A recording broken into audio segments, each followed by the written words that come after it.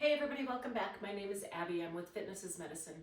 Today we're going to do another strength workout you can do in your home with minimal equipment, minimal space, and I give easy to follow directions. Come into these workouts warmed up and ready to move. So 5 to 10 minutes of a cardio workout, or at least walking around your block, walking up and down your stairs a few times. Something to get your heart rate up a little bit, your muscles and joints warmed up and ready for movement, and your mindset ready for movement. Okay, today we are going to need a few different things, but nothing out of the ordinary. So I've got a step here. You can also use the bottom step of your staircase. That works great. I just have a little step stool. I don't have, my nicer step is at my gym, but this works just the same. I've got a medium to lighter set of dumbbells, and I have some, these are balance discs, but you could use cones, you could use cups, you could use 3 dots on the floor. It doesn't really matter, just something that you can kind of aim for. And then I have a bench and some yoga blocks.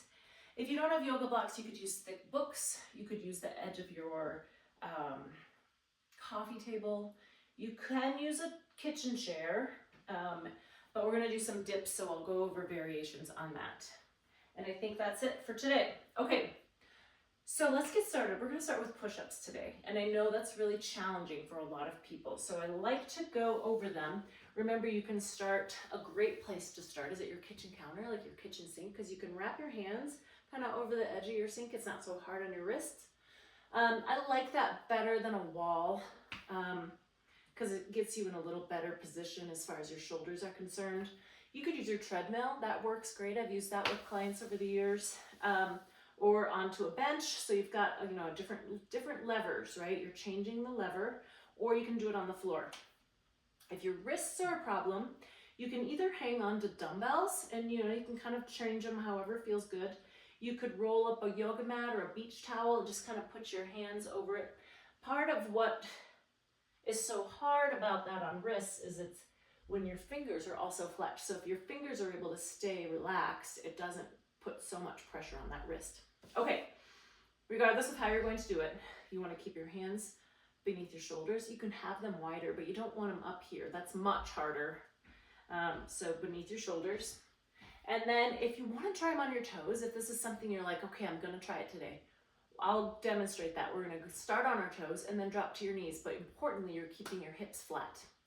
As you push up, you want to breathe. Breathe out as you push up. Pull up with your tummy. Pull up with your core. So all of your body is helping, not just your arms. And your pecs, obviously. Okay, let's start with those push-ups. So you can step back. Importantly, lower your chest, not your head. So this is really common, right? Okay, now if you've tried a few, drop to your knees. Keep that head, chin tucked, leading down with your chest. Let's do 2 more. And rest. So your goal is to almost be flat on the floor when you go down. It's really common for people to reach with their neck. I don't know why, but it really is common. So think about keeping your chin tucked and leading with your chest. Okay, good. Next, we're going to do some side step-ups. So I've got a kettlebell here. You don't have to use a weight, but you can if you want. So what I'm going to do is, if this is the bottom step of your staircase, you can also do the same thing. But I want to go up and then down, up to the side. So we're stepping sideways, getting a little lateral movement in. 6. Now, I like to only have a weight in one hand. You can do both, but the problem is then you don't have a hand to hang on to if you do lose your balance. So if you're doing this on your staircase, you've got a railing you can use. You don't have to use it, but it's there in case you lose your balance. 1 more. Okay, now we're going to do the other side, so just turn around and figure out the bottom step of your staircase. The other thing, when you're holding a weight in one hand, your core has to engage a little more because you want to try to stay stable here, level, really working on that core. We always can turn almost any exercise into a core exercise. Think about those hip muscles helping you here. 9 and 10. Okay, good. Move my step out of my way. Now, I have a bench here that I'm going to bring in. If you don't have a bench, like I said, you can use a kitchen chair. I want to work on dips. Now, I've got 2 yoga blocks here that I think are a great way to kind of ease into doing dips. You can also use like if you have like an office chair with good sturdy arms, probably not a rolly one. Those are also good to work on this. The reason why I like dips, you know, you can start, if you've got yoga blocks, you can start low, you can start midway, is it's working on their triceps, which we do also work with bands and things. But being able to push your body weight up like this is an important thing. If you do get, you know, knee surgery or hip surgery and you're, you know, in those initial days when you're having to move around and push yourself with your arms, lifting your body weight with your arms can be really challenging. So I like to mimic that a little bit. So if you're using yoga blocks or really thick books or something, put them right next to your hips. Now, importantly, shoulders stay down. So you're going to push up without doing this. Now, keep your feet here. Your feet are not pushing into the ground. You're doing the work with your arms. So you're pushing up. Like I said, you can start here. You can start low, just a little bit. Push up. Trying to keep those shoulders down away from your ears. So it's going to take some concentration at least to start. And then if you want to try lowering yourself off the edge, the most important thing is keeping your back close to that bench, chair, coffee table, whatever you're using. And still my shoulders are staying down, so I'm not going to do this.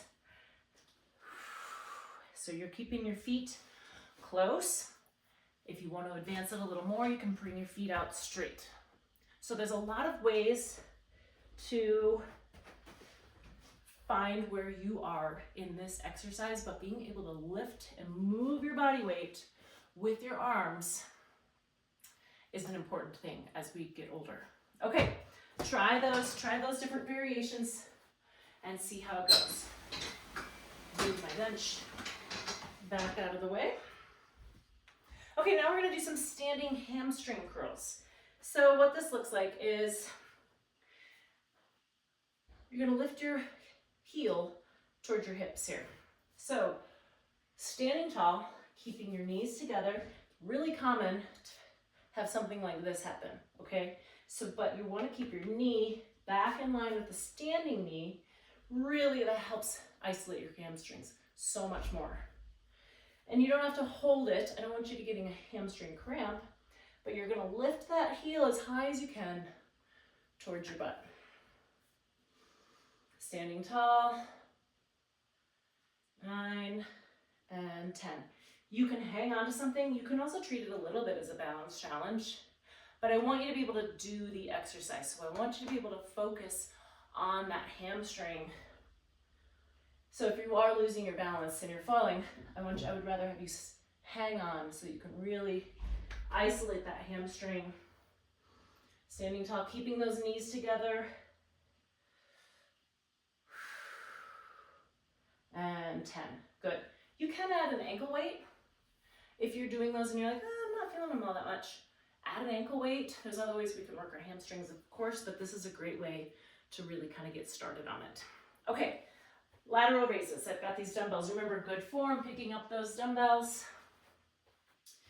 And I want to do sort of a staggered stance. So this isn't for balance. This is more for a better base of support. A little bit of a staggered stance. Importantly, tummy tight. We're going to lift those weights out to the side. Now, you can lift them straight out to the sides. You can move them forward just a little so there's a little bit of a diagonal, whichever feels better on your shoulders. And then stop about here. So you're not going to lift, I don't want to do it with the band, you're not going to lift up here. You're lifting just to here. Breathing, keeping those shoulders down away from your ears. Tummy tight. Let's do 3 more. And rest. Okay, good. All right, I'm gonna put these over here out of my way for the last one. Okay, now I've got these discs. Like I said, you can really use anything here. It's not a balanced disc thing. It's more of having a target. So I'm gonna put 3 kind of in a triangle, standing, and I wanna do tap, tap, tap. So this is working on balance, obviously, a little bit of coordination, hip work.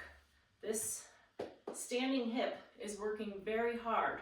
Now, if you find that when you stand on one hip, it kind of goes out like this, that really means you need to work on those hip, those glutes, the piriformis, all of those stabilizing muscles to keep you up tall, like you are standing on both sides, really engaging.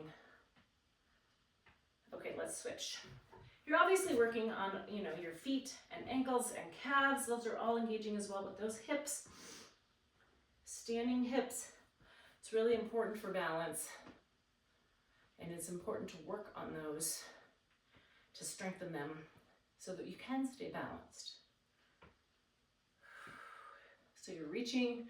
Now, if you're finding this is, pretty good, it's not too challenging, you can make them further out. So you have to reach a little further.